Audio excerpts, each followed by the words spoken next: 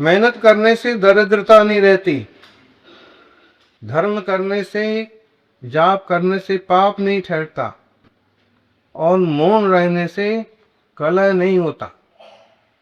जो जितना ज्यादा बोलते हैं उतना ज्यादा कलह होता है। जो जाप नहीं करते, धर्म नहीं करते, तो पाप होता है। और जो मेहनत नहीं करते, निष्ठा से अपना कार्य नहीं संभालते, वो दरिद्र होते हैं। मोक्ष मार्ग में साधकों को भी सावधानी रखना चाहिए। प्रोफेशनल साधना करना चाहिए। जैसे व्यापारी पूरे लगन से अपना व्यापार करते हैं, ऐसे साधकों को अपनी साधना निष्ठा से, लगन से करना चाहिए।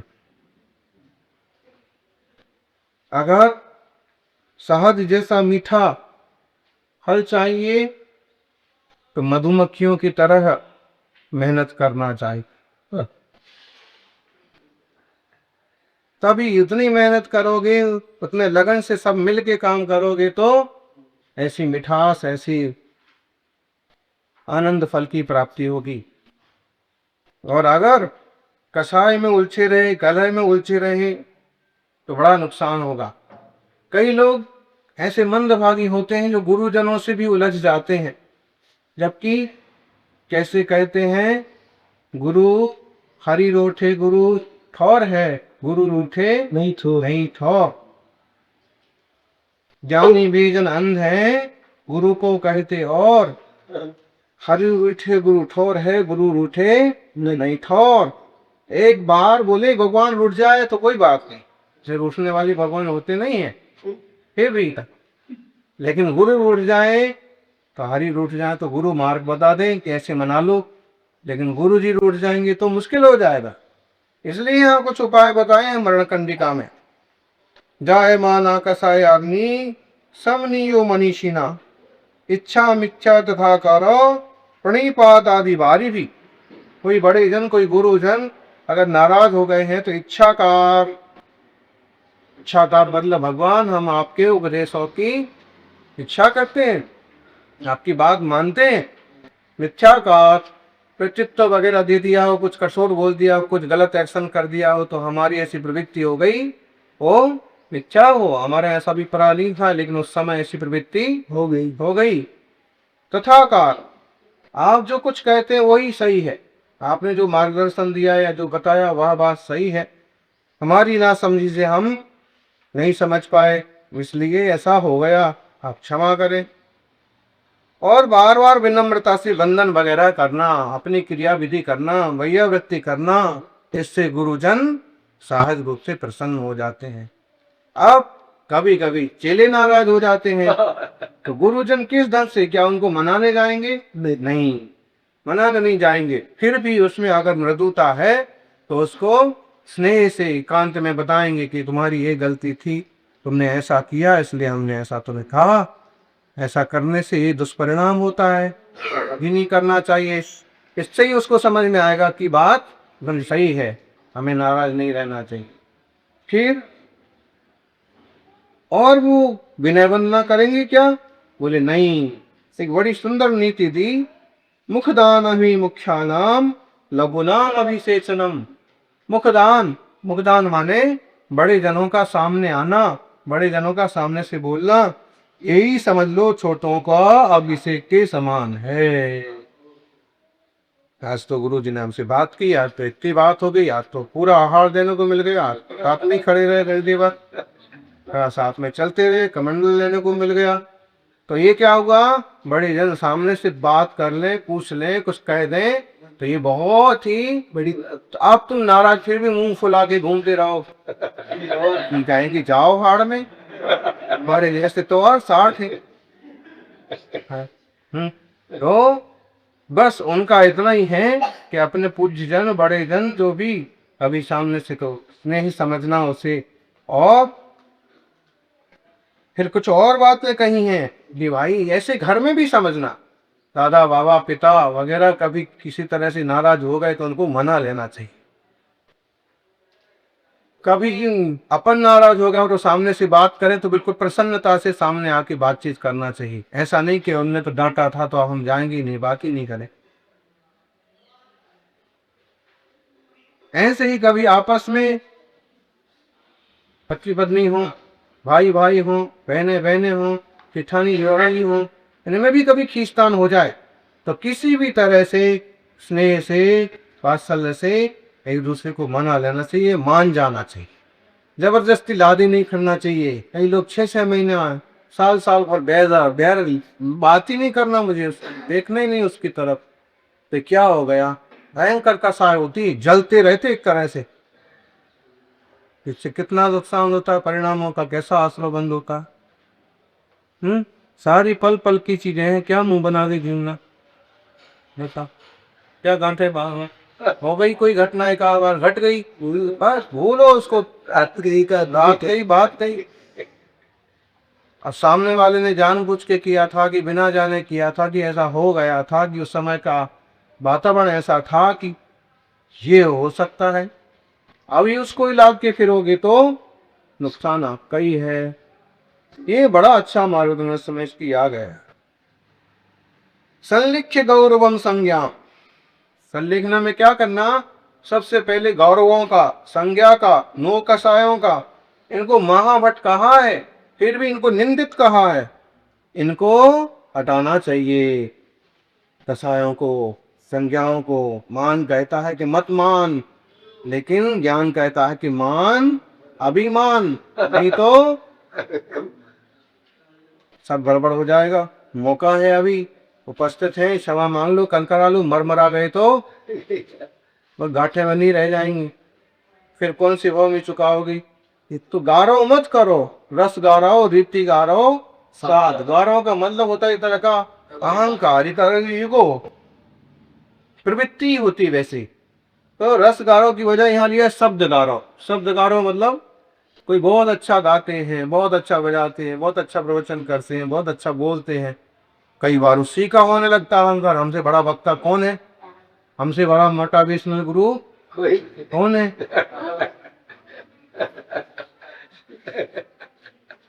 इस तरह से संतों का क्या गारो करते हैं, ये भी पुद्गल की रचना है। कई लोगों को रिद्धि का गारो होता है। देखो हम उठते हैं तो हमारे साथ 50 लोग साथ में चलते हैं। हर समय लोग 4 लोग पकड़ के को खड़े रहते हैं, जूता भी के खड़ा रहता है आदमी, छाता लेके खड़ा रहता है। गाड़ी का ड्राइवर देखो गाड़ी के पास पहुंचते नहीं, गेट खोल के तैयार रहना। ऐसे रिद्धियों का अहंकार करते हैं लोग, गाड़ियों का, लाड़ियों का, कबाड़ियों का। सिंध जेल नाम में कबाड़ी में था, जबकि ज्ञानी न शब्द गारो करता है, न रिद्धि गारो करता है, न साथ गारो करता है। साथ गारो मैंने साथा, हर चीज में सुख साता है, सब व्यवस्थित है एकदम। तो शाता का भी गारो नहीं करता है। मुझे ऐसा रस मिलता है, ऐसा अन्न मिलता है, रोज सेवई मिलती दूध में,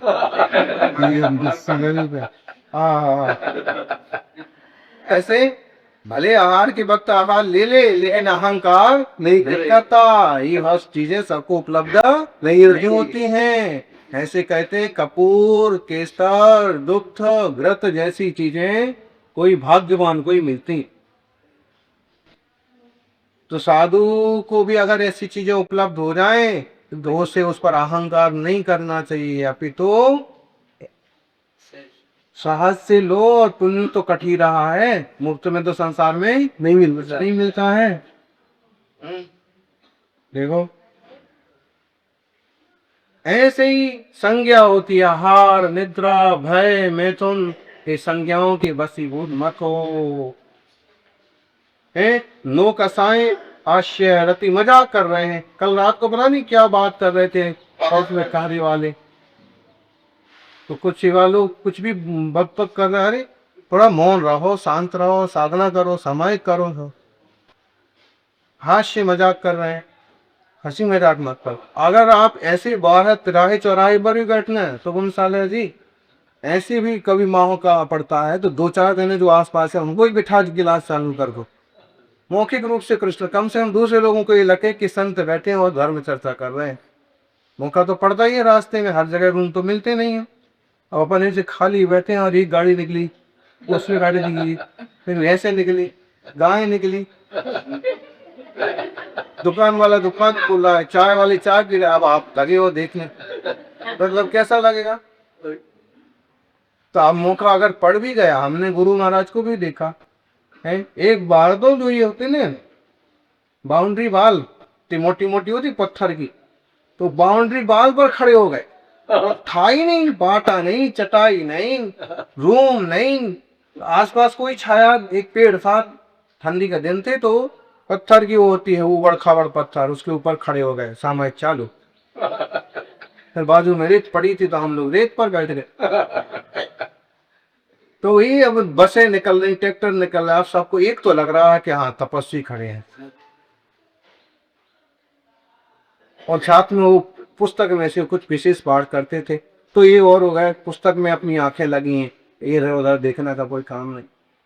फिर जैसी सामायिक पूरी हुई तो जिन्हें शिष्य ज्यादा भी नहीं है आसपास बैठे हैं, बस बैठ के तत्व चर्चा चालू हो गई, वो भी बंद गए, आप भी बंद गए, जो प्रज्ञावान होगा ऐसे करेगा, बाकी तो निकल नहीं है बस है। पागल तो इतना फेरी है, दृष्टि इधर उधर होती है, हाथ पांव इधर उधर होते हैं, ऊपर नीचे पांव करके बैठे हैं, ऐसे ही समझेंगे लोग तो, उन्हें देखे मुनिराज।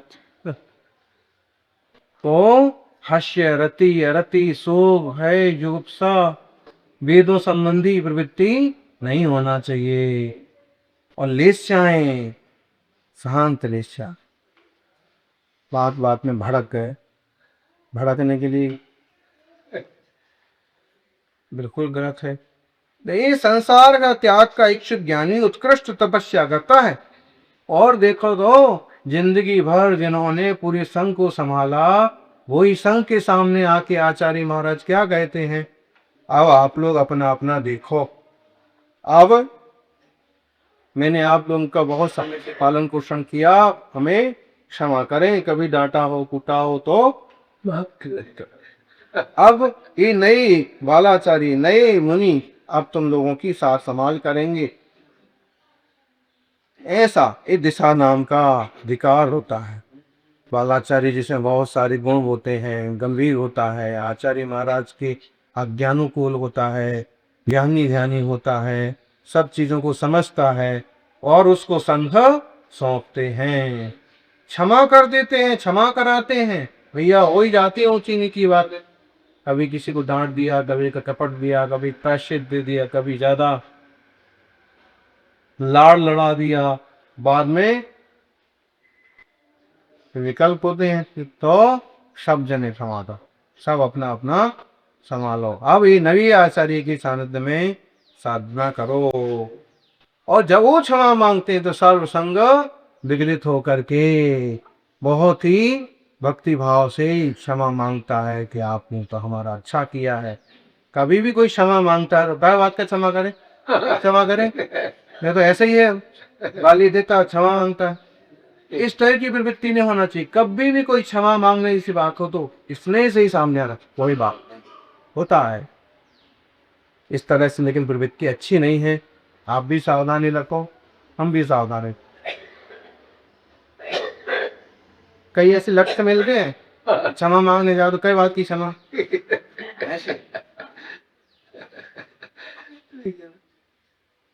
तो अनुशिक्षी में अनुशासन सिखाया कि ऐसे करना, आप लोग सभी आचार्यों की आज्ञा के अनुसार चलना, निरंतर आपस में मधुर स्नेहपूर्ण आनंददायक वचनों के द्वारा व्यापार करना, विचार विनिमय करना, मिलजुल के रहना, रत्नत्रय की जिससे वृद्धि होवे वो काम करना, सम्य दर्शन ज्ञान चारित्र में हीनता आए, दर्शन ज्ञान चारित्र तप वीर्याचार में हीनता आए, वो काम कर लो, नहीं करना, बिल्ली की तरह काम नहीं करना। बिल्ली पहले तो करती म्याऊ और धीरे धीरे मतलब पहले जोर जोर से बोलती है, फिर चली आती, तो ऐसे नहीं करना कि शुरू शुरू में तो बड़ा औपात, फिर आने का जा